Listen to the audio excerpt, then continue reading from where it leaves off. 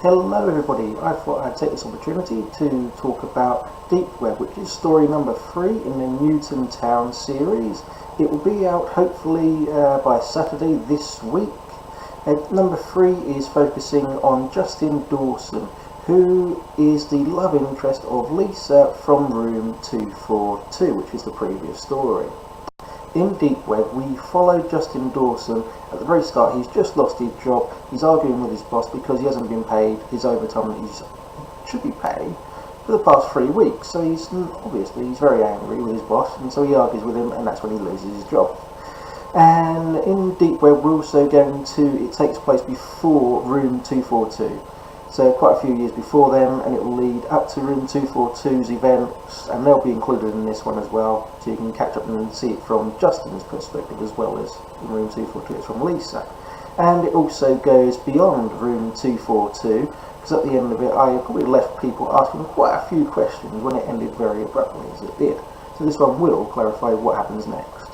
Story 4 follows Heather. She's 14 at the very start, and she's pregnant by a man called Jeremiah, who's a well-known surgeon and doctor in the area. And his friends break into her parents' house and they murder her parents while they're sleeping.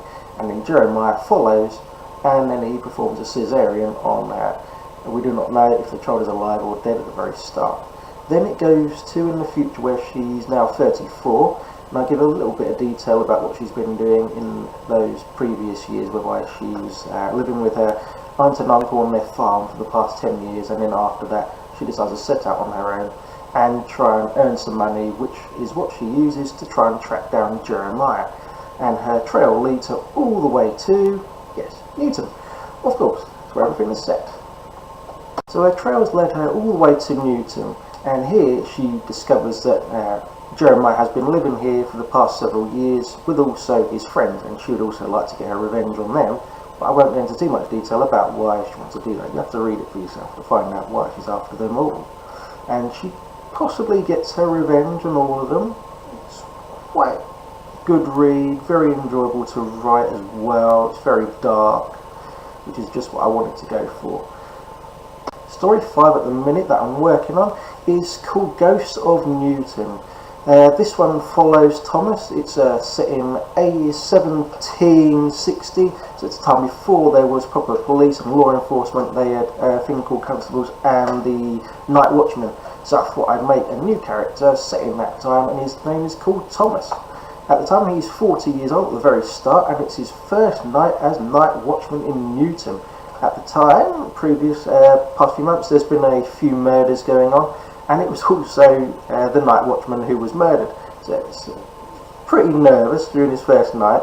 So I wanted it to be something that was quite dark, and in this one I thought I'd go for the Norringtons will be the big characters who are also featured in this one, since it's going to be in the time when they was living in Newton. So I thought, well, that's going to be quite an interesting idea if I put them in, so we see what it's like in the town when they're living there at the minute.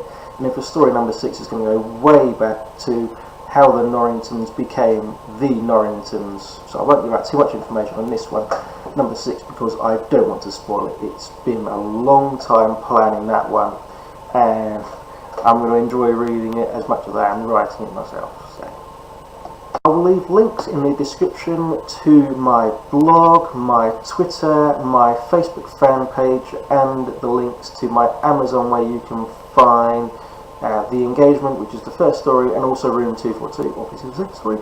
And hopefully we'll have Deep Web, the third story, out by this weekend with any luck. Thank you, hope you enjoyed this.